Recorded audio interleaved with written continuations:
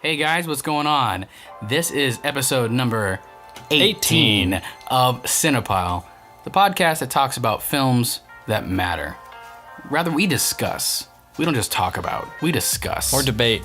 We had a debate a couple episodes ago. That we did. We had a debate last episode with Good Time, a little bit with me. It wasn't much of a debate. Yeah, I capitulated a lot. Actually, I just want to make a point real quick. 18 is my lucky number. That's true, it is. It is my lucky number. I always had 18 as my jersey numbers in sports. Mm-hmm. And I still hold it has a special sentiment to my heart. A certain je ne sais quoi, as the French would say. Sure. Sure.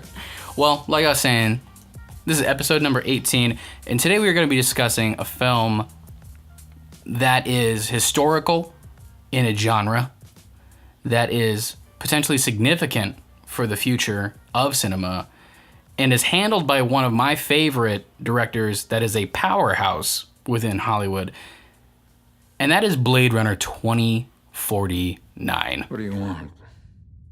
I want to ask you some questions.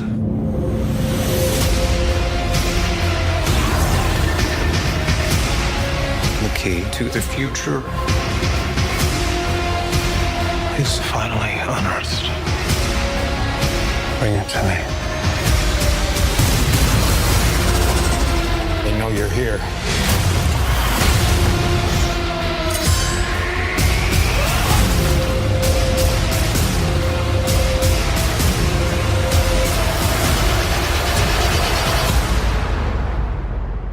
I always told you, you're special.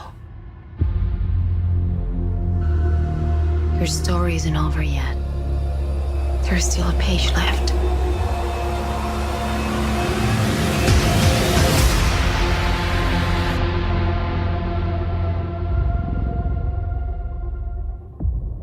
And we're going to be talking about just how great that movie is, or really our perspectives on it. And before we get much further, let's pump the brakes a little bit because they're doing something a little bit different. Yes, we are. So, number one, Cinephile is going to be cranking out a little bit more content, more than usual. So be prepared for some more episodes every single Friday. So if you have a subscription to us, know that in your inbox at 8 a.m. on Fridays, we're going to be in there with you on your morning commute. Just think, when you have a new movie coming out, we're also coming out at the same time, every We're Friday. there with you. Good morning. But also a little bit different, we are not with Kyle today because of time dilation, as he is in Prague, as our last episode covered. We are here with Nicholas T. Gibson. Nicholas, say hello. Hello. Nick is our short and brief. So Nick is our newest roommate here at the Waterford Palace and is going to be giving his 2 cents also with Blade Runner. But enough talking.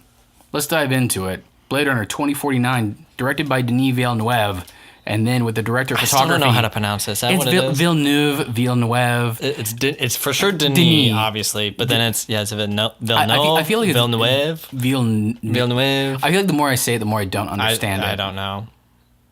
I feel ashamed that how I don't know how to pronounce his name, to be honest. about Dennis New to the Village? Because that's what his last name means. It means that you're new to a village. Dennis New to the Village. So Dennis New to the Village is crushing it right now. Like you said, he's a powerhouse. He's crushing it. Honestly probably he's for sure in his prime right now. Oh. And he's being respected. Oh, and in Hollywood. And he's handling titles that are coveted, a part of cinema legacy. Not only with Blade Runner, but what's his next film? Oh, Dune. Yeah. And it's he can handle new films. He can handle films that already have an established cult classic audience, and then also be as inventive as he was with Arrival. It's so interesting that he's landed on sci-fi. I love that. More interesting is he was also a documentarian beforehand. I mean, I believe that. And he was. I just watched an interview with him, and he was saying that the reason why he likes sci-fi is because of the. He was saying that he loved the fact that within documentary there was chaos ordered on the lens, and that's what he likes about sci-fi, is because it also allows you to kind of get deeper into the human experience and allows for something that's existential to be dealt with. You're right. Sci-fi naturally is one of the more symbolic, societal, like symbolically, like where we are and where we're headed. Yeah. Yeah, you have a big playground. You can do it. You can tackle so many different things. It's like the two of the biggest genres for that. I think sci-fi is the biggest for that. The second is like horror is the second biggest one talking about society, but that one's usually tongue-in-cheek in a way. This one is sci-fi is usually serious. That was great. Oh, okay, so documentarian, that's interesting. And I can see that because what was his first couple films? He did Polytechnique, which was a real-ish reenactment of The school shooting in Polytechnique. Then he had, now while this is not a nonfiction, Incendies was very like viscerally real feeling. Right. And we actually, I mean, I'm sure if you guys are listening to us now, hopefully you've listened to a few of our previous episodes. And we have an episode dedicated to Denis. And we talk a lot about his previous films. But we're talking about specifically what he did with Blade Runner.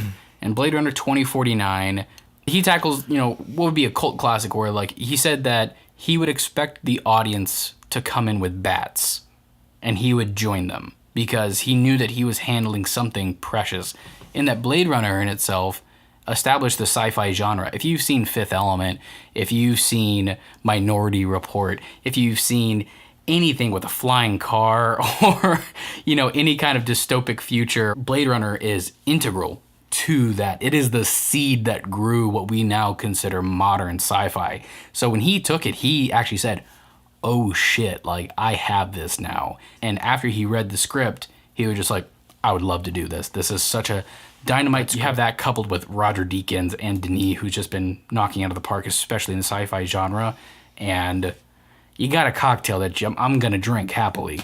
I'm not going to lie, I didn't know that Scott was supposed to direct Scott this, was originally supposed to do it, but Prometheus I'm really took him away. glad he didn't. Yep. And nothing against Ridley Scott, but I don't think he would have handled this nearly as well as Denis did. No, I think it's kind of you almost get tunnel vision with some directors and having a new perspective and a new idea on how to display it. And he told Denis, this is yours. He was like, don't remake what I did.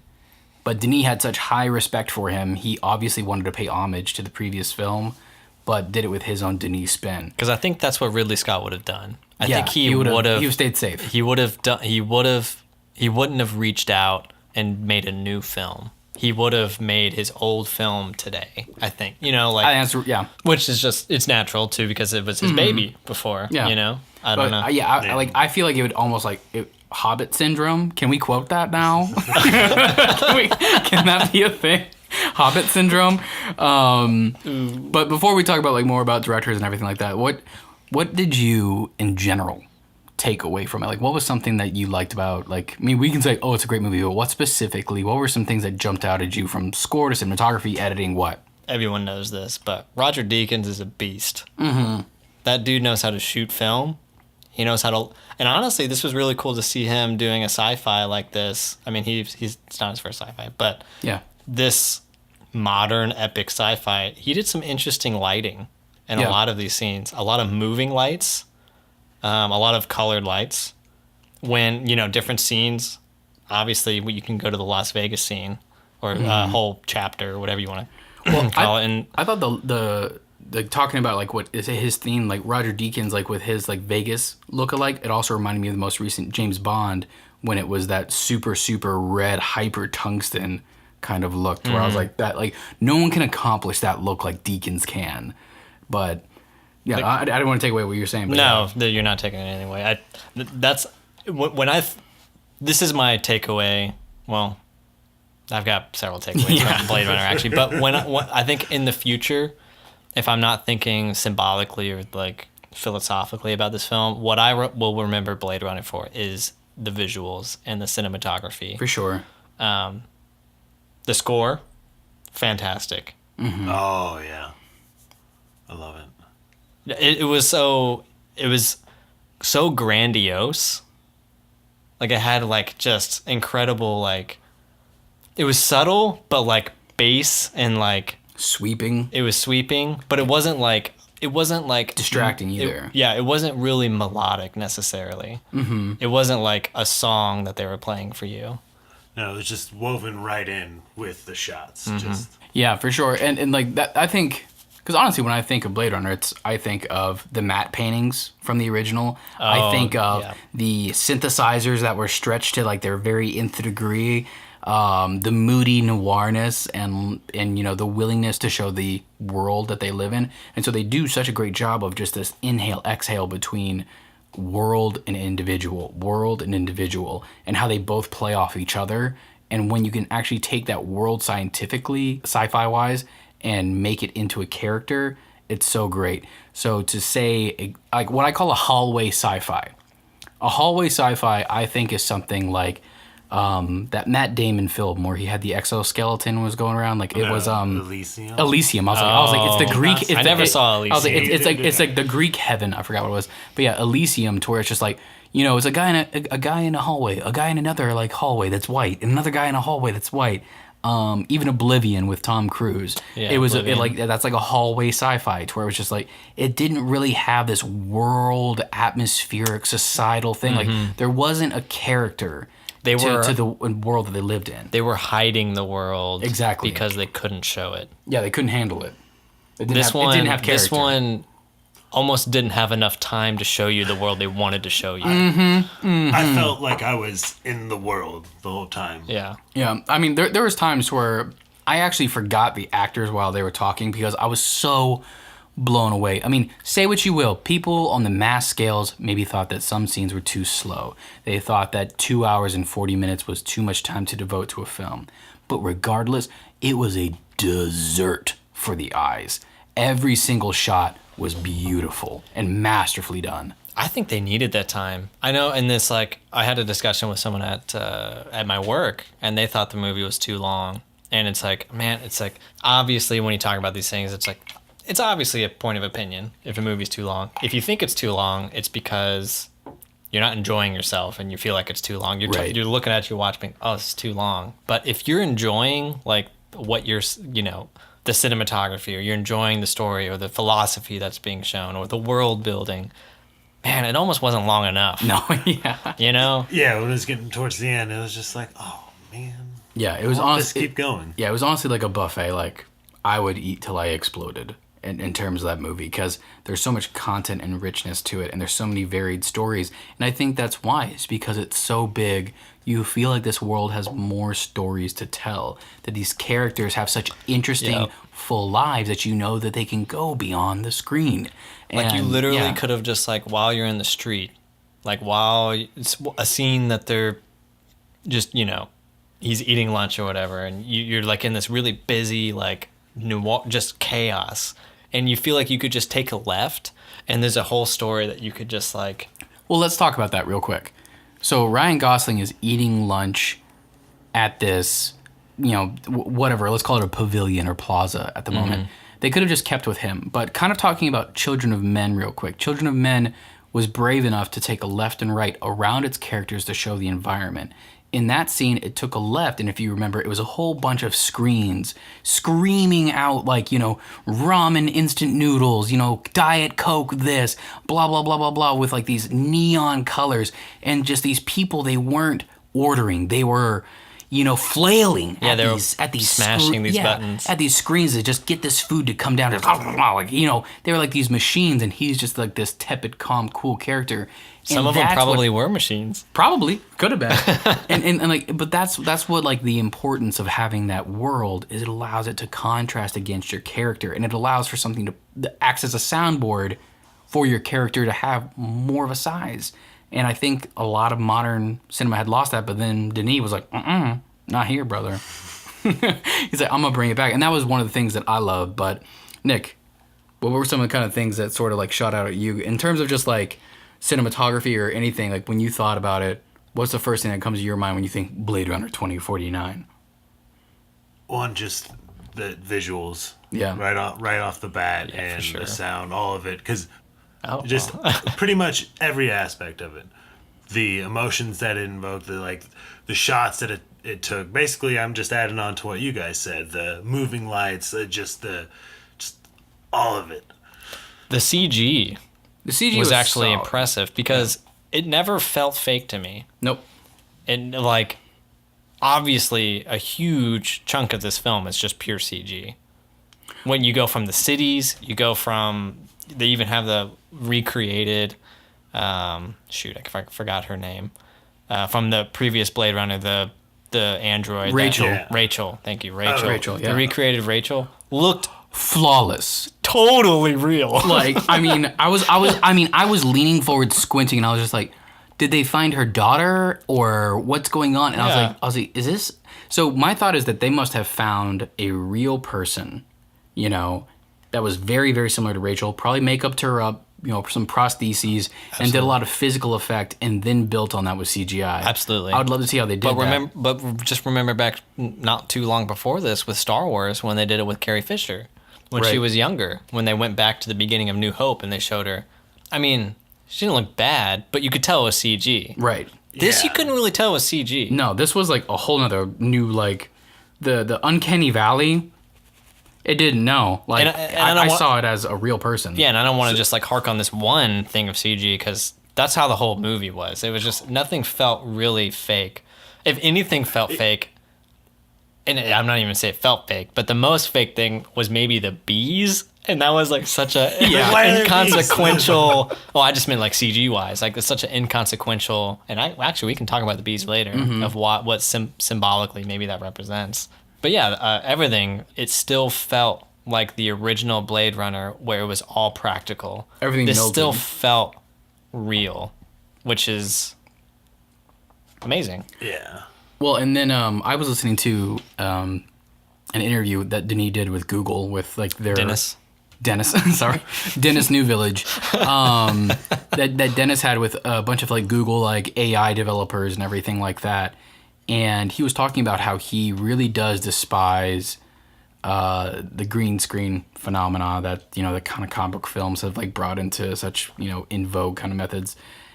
Because he says that an actor has to focus on the external and has to imagine what they're within rather than focusing on their character and internalizing. And so that's why, like, for the Vegas shooting and everything like that, that was all practical. That was all real. He said that he constantly endeavored to have real sets, to have that your imagination's supposed to take place, not the actors. And that's what gives authentic performances. And I was just like, that's awesome. I love Dennis New Village so much. He's great. He gets it. He actually gets it. He's definitely one of my favorite directors right now. Hands down. Honestly, I'm trying to think of, and I'm a guy that I don't think I can ever make a concrete list of things. Mm-hmm. Everything is too in flux. He's in my top 3.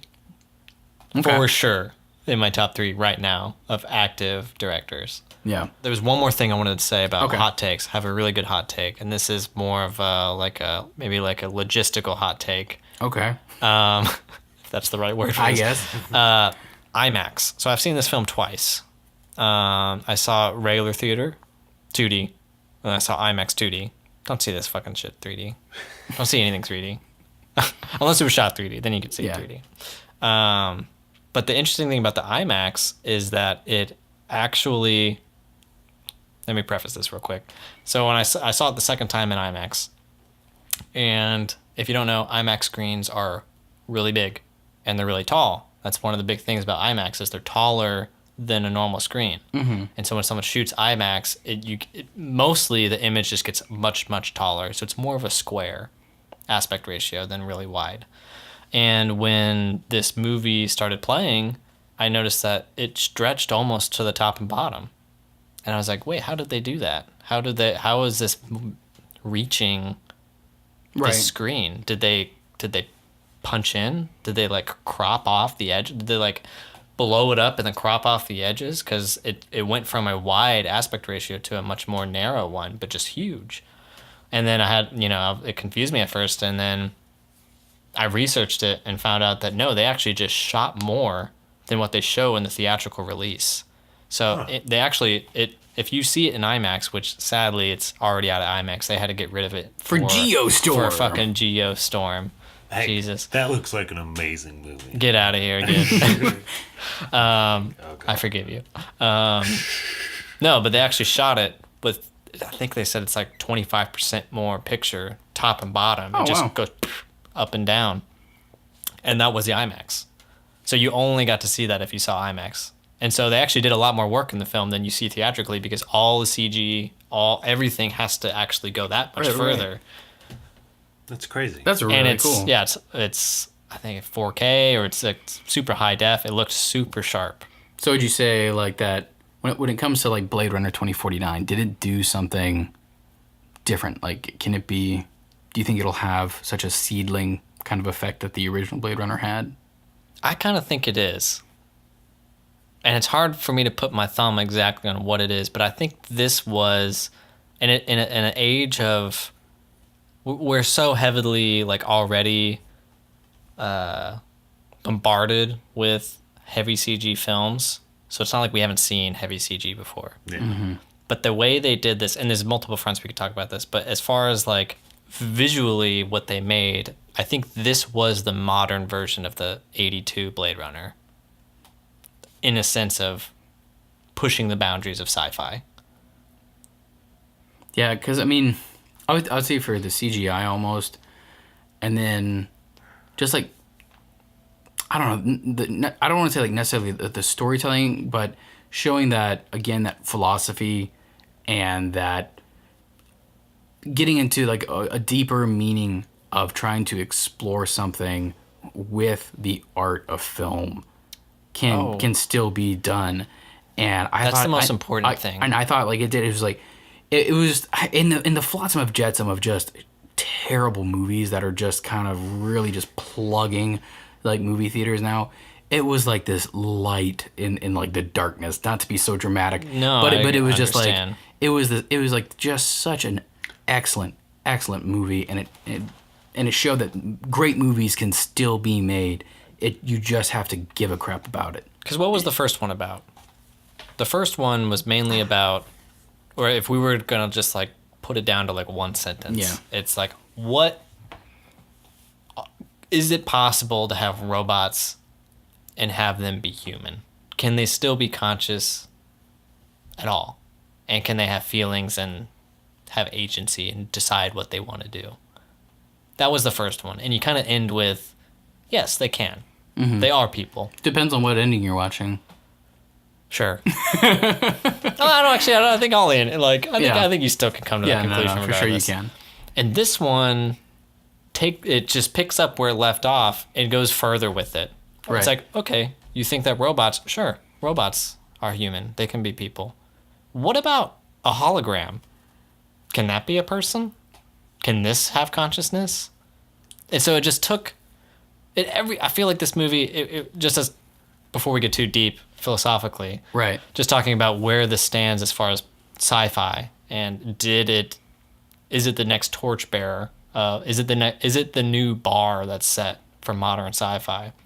I think Blade Runner 100% can carry a torch because of the meditative approach that like Denis takes toward it, or Dennis takes toward it, that he evolved not only the CGI, he evolved the approach. And I think specifically the approach is where I really want to get at, and I think is really what Cinephile is more so about, is the, what was he trying to do with Blade Runner 2049? What do you mean by approach? The approach of, this could have been a stupid action film. This could have focused... Honestly, I think that's probably... I'm going to get rid of the word stupid, but I think if Scott had directed this, it would have been an action film. To get back to my point, so the approach. That it could have been a simple, Ryan Gosling leaping from building to building, shooting his gun and, left in the hands of a different kind of director with a different kind of goal. It could have been a very simple, I guess obtuse, you could kind of say, film that didn't try to do it. But Denis, I think with his, Denis-ness, I think that we can kind of call now, as I think he's for sure an auteur at this point, he wanted to explore more onto the human condition. He wanted to explore onto what makes an individual.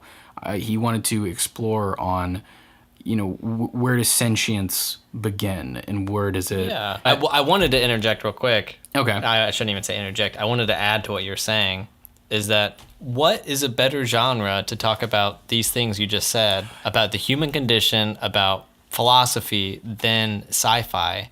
I don't think there is one. I feel like it isn't being utilized necessarily in the sci-fi that we see. Sci-fi has kind of recently, and maybe I'm just being blinded by my bias or something. Maybe I'm not actually seeing what I should be seeing, but I feel like sci-fi recently has been kind of hijacked by the action thriller or something. It's become more of an action thing, when really it is the best genre apt to be discussing hugely important social, philosophical problems we have. Yeah, for And sure. that's why I think that this film, not only what I said originally is that it's, visually, it maybe technically could be the next 1982 Blade Runner, the modern version, but philosophically and just discussion-wise can be the new Blade Runner.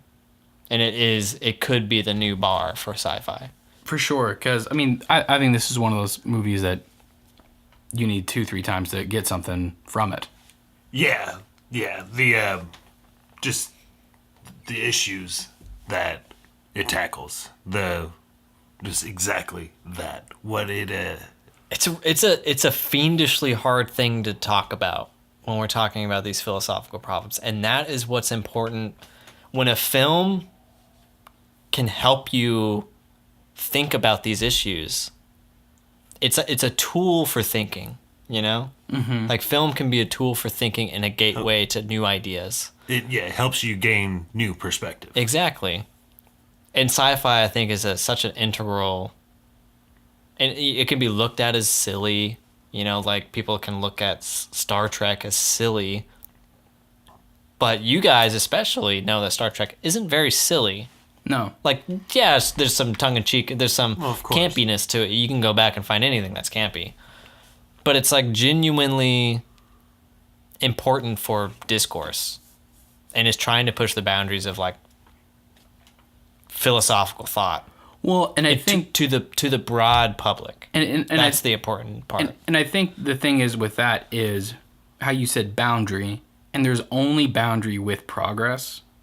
And I think that's why sci-fi always can don the cape of, kind of posing philosophical questions in the fact of, okay, within progression, what then happens? Because if your society is moving forward in time, other ideals have to move forward. Okay, is it utilitarianism? Is it the needs of the many outweighing the needs of the few? Is it 1984, kind of communist regime or thought police? It asks, what else evolves with you?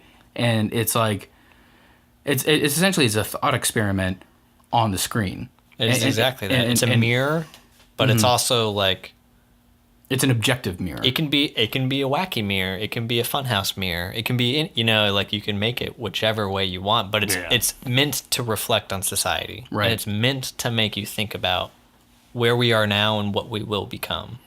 Right. And I would like to kind of open the Pandora's box that is, Blade Runner and the philosophy that it digs into. Let's talk about joy. Ooh, we're going to hot takes 2.0. We're going to go to hot takes 2.0. A little bit of a deeper dive. A little bit of a deeper dive. So, as a recap, let's remember that Joy is essentially a marionette puppet in so many respects. That she is a hologram that is affixed to Ryan Gosling's or Kay's character's ceiling, and her entire existence is really just to keep him company in a very big and lonely city. I really like the marionette puppet imagery. I literally just thought of it as that she was a marionette puppet that got her strings cut. I'm offended you call her a puppet because I didn't see her as a puppet. No. I know what you mean. Okay. Yeah, it's just literally from the seat. Like, that's a really good imagery, and it's like really good imagery because it's like, okay, and this goes back to what I was saying before with Joy and like, okay, yeah, we're normal robots. These you totally think that they're conscious and they're people. Okay, well, what about Joy? the fact that she's a marionette puppet. In a visual sense, she's a marionette puppet, but maybe more in a technical sense when we talk about she's quite literally ones and zeros. They even have that little blurb in the film when I guess they reveal that replicants actually have DNA, or they still use like the same as humans, A, T, C, and G. Gattaca. Gattaca, yeah, great film, Gattaca. Yeah. And she was like, "Oh, I'm just ones and zeros." So she's quite literally a program, right? Someone wrote her, to some extent. Now, so she is a puppet, you could say, in a way that she is bound by her. Yeah. Her ones and zeros. Yeah, her programming. Her AI adaptability is really just to better serve whomever her master is. Right. She's a product. And then it's an interesting dynamic because you have Ryan Gosling, this replicant, so a shadow of what we would consider humanity, being accompanied by what he would consider a shadow of himself. Right. So like this penumbra, there's almost I guess we're at now. three-tier caste system we got going on now. Right, exactly. And so it gets into like this kind of, state of, okay, is she real? Does she have consciousness? Does she have sentience? Does she have self-awareness? Right, and can she have these Can things? she have it within this And that's a entire- philosophical discussion that's a hard one. It's a hard one to have.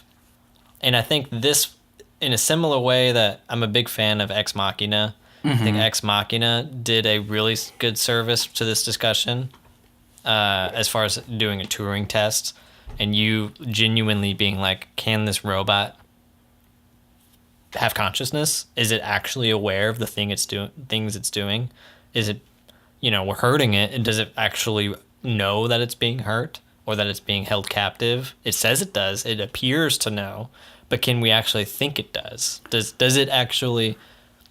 Are we being duped into thinking that it feels these ways, or does it actually feel these things? And I think Joy is that. They did a good job of showing that, because we've already gotten past the point of, at least in this world, that we already think that Kay has consciousness and has feelings, and we can agree with his action, or like we think he's a person. We almost don't even look at Kay as a replicant. No. Yeah. Okay, so let's go back to Joy. When did she potentially become an individual? For me, I think symbolically, kind of going to V for Vendetta, if we can totally just for a quick second. When Natalie Portman's character walked, after being tortured by V, and she finally walked out into the rain and was crying, she was baptized, essentially, by the rain into realizing who she was. She finally broke and got to her most basal levels and realized who she was. She had her own identity. Everything was torn asunder. Same thing happened with Joy, that she went outside and she was rained on after being granted freedom, essentially. And I think that was her strings being cut. Her strings being cut. She's got no strings to hold her down. And I think that was a big rebirth kind of moment for not only herself physically, but I think also mentally as well. Because now she can see everything. She can take in the world. And if you're an AI system that's supposed to take in the world, interpret it, understand it, and respond to it, and feel from it. That's where you get into emotions and kind of the murkiness of it all.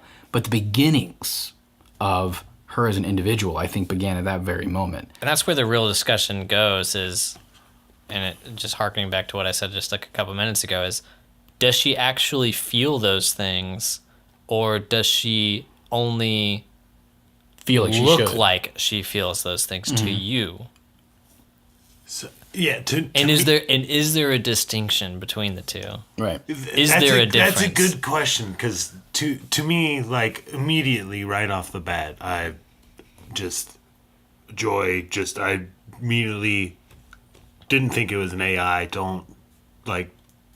Never was like, that's just an AI. Like you thought of her like as person. a conscious being, even though she was and then a hologram. Yeah, and then when they got the little device, it was more. It kind of seemed like that's something they've been talking about for a long, long time. So, boom, they got it, and then strings are cut. She's free. She goes out into the rain. And yeah, well, like we were saying, like that she had that baptizing scene. It's like, yeah, she definitely had that baptizing scene. But how long was this coming? Was this just like an epiphany for her? Doubtful. She probably, this was probably... No, I think that, like, it makes sense that her character, it's like, it's like sands in an hourglass, like it progressively built for sure. Right, we just never saw it, obviously. Yeah, obviously we didn't. And I would think, like, secondarily, the next thing that she would do is expressing your own desire, I feel like, is another compliment to sentience. And I feel like her other thing, which you could say is a part of her programming to please Ryan Gosling's character is Kay, was when she made love to Ryan Gosling, which we can talk about the stunning CGI feat that was. That was great. And also the fact that she had an outward desire to want to make love to a man that she can't make love to.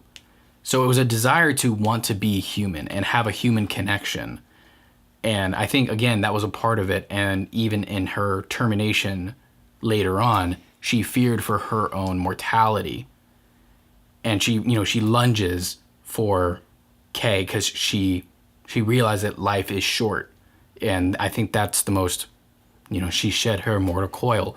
And I think that was the most important part to her. She showed fear that she wasn't going to see Kay anymore. And I don't know what's more human than missing the ones that you love. Yeah. And so you get to see this beautiful arc of her in that entire film as well, amongst all the other arcs. She was honestly probably my favorite part. Probably of the film. favorite part, yeah. Honestly, Agreed. Because that part of the film has to do with that subject of what does it mean to have consciousness, what does it mean to have free will and to be human.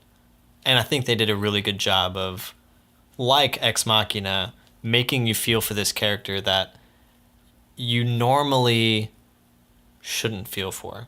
Like a normal person shouldn't, like if you had a teddy bear or something, put an emotional investment in. Oh, it's just a toy. It doesn't actually have feelings or something like that. Well, okay. Well, you could almost say Joy is like that. Joy is a product. She is written. But then you see it and it's like, okay, she actually does have feelings or does have ideas and wants and... Oh, and actually we can get to that one of the final scenes when we showed Joy, the big blow up pink purple Joy. That was a huge Joy, moment, yeah. That called him Joe. Right. That was a big... I guess it wasn't like super big in the film until this point.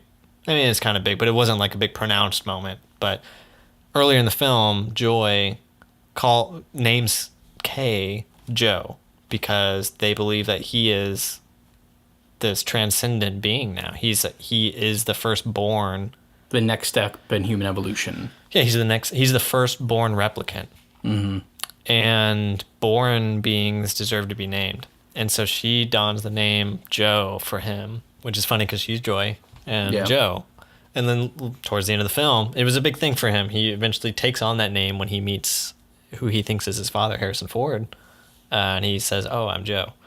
But then later, we see the big, 100-foot tall Joy, pink Joy, and she calls him Joe. She says, "You look like a good Joe." Yeah. Mm-hmm. And it hurts him. Right. But this is a really good thing for discussion because it's, okay, so now we know that Joy is predisposed to call people Joe. So when she called him Joe earlier, was she always going to call him Joe? And if so, does it matter? Is it still a genuine thing she did? She naming him Joe, is it still genuine even if it was programmed to be so? And it's a discussion about us. And it's a discussion about free will in general. Of what, are you predisposed to say certain things or think certain ideas or to be certain ways? If we go into really fucking deep stuff, if you're talking about like on the physical level, if you are always, if you believe in fate or determinism or something, not that those two are necessarily the same thing, but if you believe in something like that, is anything you do genuine? And if it is determined, why can't it be genuine? Does it matter?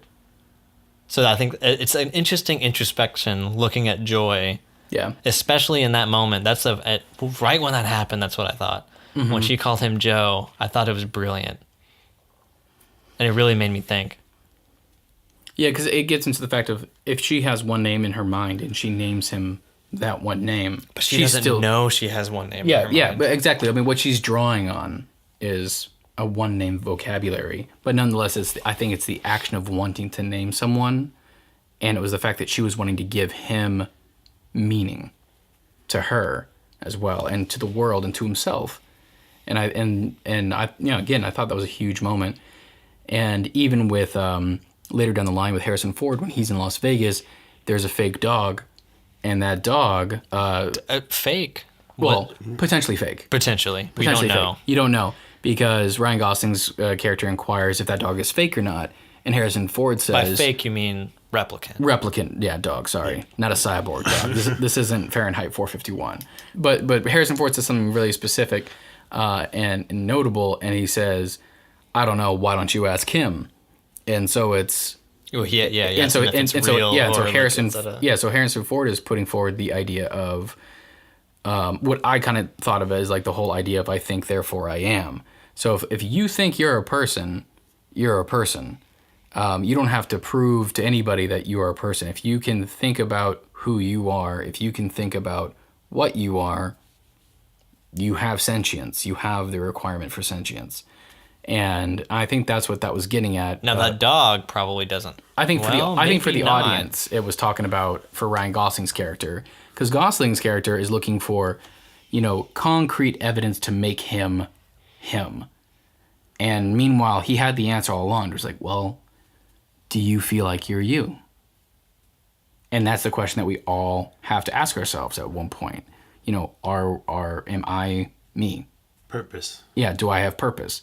And I think that's what the kind of question that he was trying to say is, well, ask yourself, are you fake? And it's like, no. It's like, I'm Blade Runner K. I'm Joe.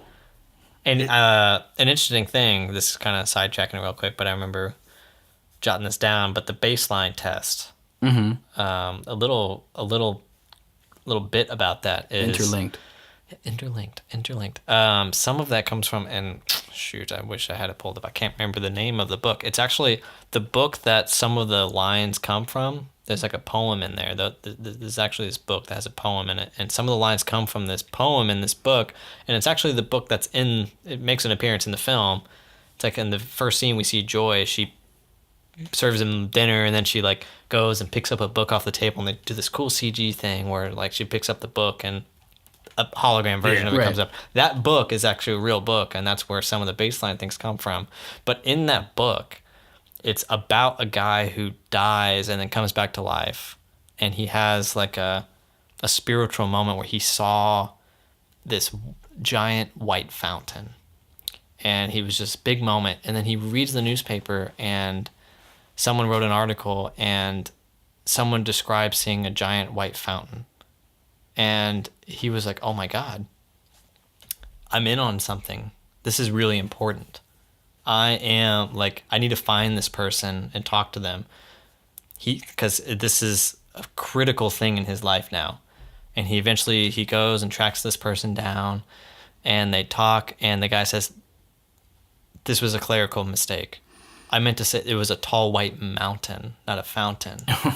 And so it was a whole thing where he thought there was this big thing in his life that at the very end gets crumbled, that it wasn't true. And it's just like Kay, where Kay thinks that he is this big person, and he's not.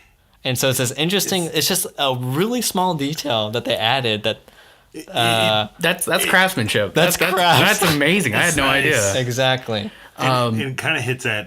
hey, life is not too nice at times. You're gonna find something that might give you purpose, and then, oh look, well, didn't work out that way, buddy. But you can almost look at it. It doesn't have to be negative either. It's true. He made meaning out of something that necessarily didn't have meaning, but could be anything. Yeah. what he made meaning out of. It helped guide his purpose in his life, even Right. if it ended up not being true. And the same things with Kay. And that's kind of the decision Kay makes at the end, where even though he realizes that he's not the chosen one, if you want to say, that he kind of learns that being human, being important and being human isn't about being born. It's about the actions and the decisions you make. So at the very end of the film, he had two choices, basically. He could either help the resistance. The resistance wanted him to kill Deckard, or he could not do that.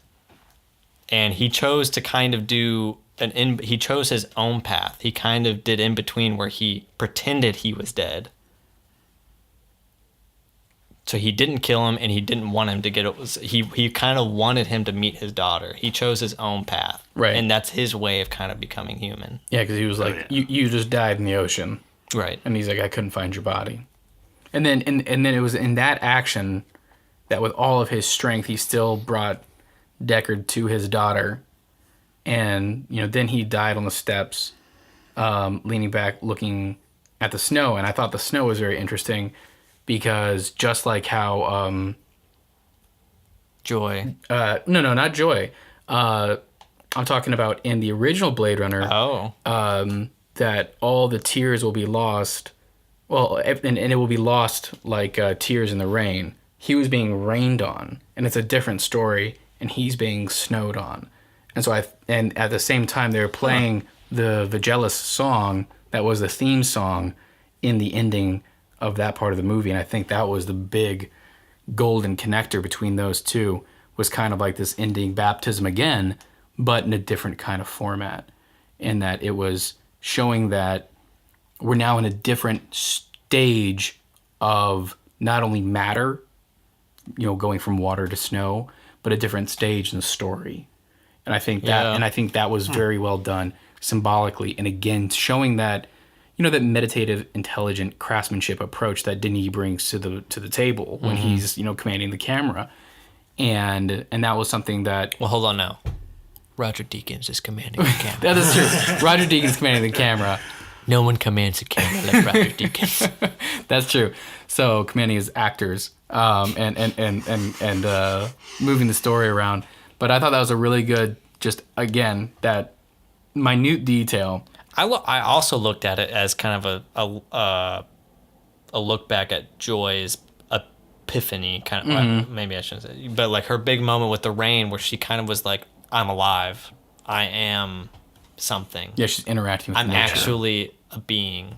And I kind of felt like that was Kay, where like he had done something from his own agency, like he decided to do, like he kind of finally became human. Right. Well, I mean, he didn't need to be this child to be important. Well, in the themes of interacting with nature, because like what makes man is that we're from nature, and we forget that. We become part of a city. They were all constructs of cities. They were all constructs of man's products and being made in cities and factories. And then they're brought to nature. So it's like when nature touches them, it's like their humanity is then sprung from themselves. And so I thought that was, just a really good motif that they've kept up, not only for the most recent film, but then even harkening back to the previous film as well. And then also just the atmospherics that Denis did, whereas the previous Blade Runner honestly gets a little tiring with how rainy it is and how dark it is. with this, if I was going to rate these two, I thought 2049 was much far better far than the superior. original Blade Runner. Yeah. And that might be blasphemy to a lot of people. I don't know. I just thought this one, even though this one, you look at the old one, and what was the complaint of the old one? That it was slow and it was long, and that it was kind of boring. I can kind of agree with some of those. It's like I like the film. I acknowledge that it's an incredibly important film. This new Blade Runner was longer, much longer. It was like 30 minutes longer. Mm-hmm. And I thought it moved still swiftly. I felt like it felt shorter than the first one. Yeah, I mean, we could talk a long time we could talk about, easily forever. So much. Because honestly, like a lot of what this film talks about is some stuff that's really interesting to me when we're talking about consciousness and I mean, free will and stuff.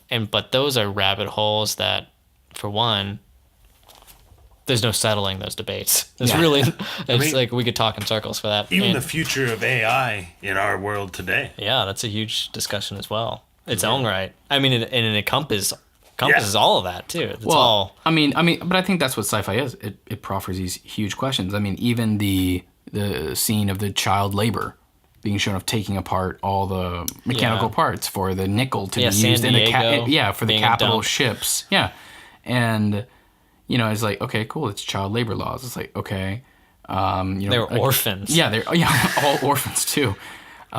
Jesus, the large farming and everything like that was happening for like a bunch of grubs and all of that kind of stuff.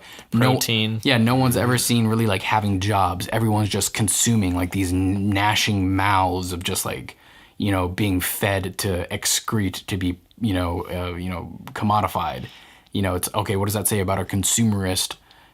Capitalistic culture. Is this late stage capitalism? Is this what our Lord. our wonderful on a hill kind of dream is supposed to end? There's also a lot to discuss about the way women are portrayed in the film. I know that was a hugely divisive thing in this film. We didn't even talk about Robin Wright. We didn't. We didn't talk about a lot of. We didn't even talk about the main plot points of the film. To be honest, no. We've literally. That's how much this film has to talk about. It's almost 3 hours. I think it'd be kind of smug for us to think that we can encapsulate it in 45 minutes. Honestly, there's probably a lot of films that are 3 hours that we can encapsulate. Like, we can talk about in 45 minutes. Titanic. Sometimes boats sink. Next. That's what I'm saying. Like, just because it's long doesn't mean there's a lot to talk about. That's true. Like It can be dense. Yeah, this movie could have been an hour and a half and there was a lot to talk about. I don't know. They just had a lot. Once you start getting into, like, philosophy and More questions arise. Exactly. And that's the kind of films I like. The kind of films I like are the ones that make you think and they make you feel something. I don't want to ever come out of a movie that I'm like, yeah, that was fine, but I didn't, or like, yeah, that was good. I had fun, but it doesn't make you think anything. Right. Or it doesn't make you feel anything that you wouldn't have normally felt. I don't like those. Yeah, but I mean, ultimately, go see Blade Runner if you haven't. It's really good. And I guess if you made it to this far, we just spoiled the shit out of it for you. We have so much more to talk about. Yeah, and that's a shame. We can revisit. I almost don't even want to pose this question because for it. I don't think I can answer it myself. Well, but it's going to Then be. you have to pose it. What's the Anderson scale of Blade Runner 2049? For those of you who don't know, I hope you guys have listened to a couple of episodes. Anderson scale is our concrete scale of film. Like, how do we rate films? So it's a very rigid kind of scoring. It's a bell curve. So almost every film you've ever seen is a 5. It goes from 0 to 10. There's no such thing as a perfect 10. And likewise, you can't get perfect 0. Almost everything is a 5, though. So I would say Blade Runner is an 8.5, hands down. And it's at least an 8. It's an 8 point. It's probably an 8 to a 9 to me. I don't know. If 9 just seems. I feel like I'd have to watch it like 5 more times to call it a 9. Yeah, and just so you guys know, we have a rule here. If this is your first episode listening, for the scale, you can only have 10 9s at a time ever in your lifetime. Like, you can't if you have 10 9s right now and you see another film and you're like, oh, that thing is a 9, I'd be like, what are you getting rid of? Because it has to beat out one of your other ones. Yeah. And that's just to prohibit you from constantly overrating films and like actually using an appropriate scale. Mm-hmm. But yeah, 8.5, I think very strongly I can stand by that. I think I could too. I think at 8.5. Well, honestly, it struck me a lot.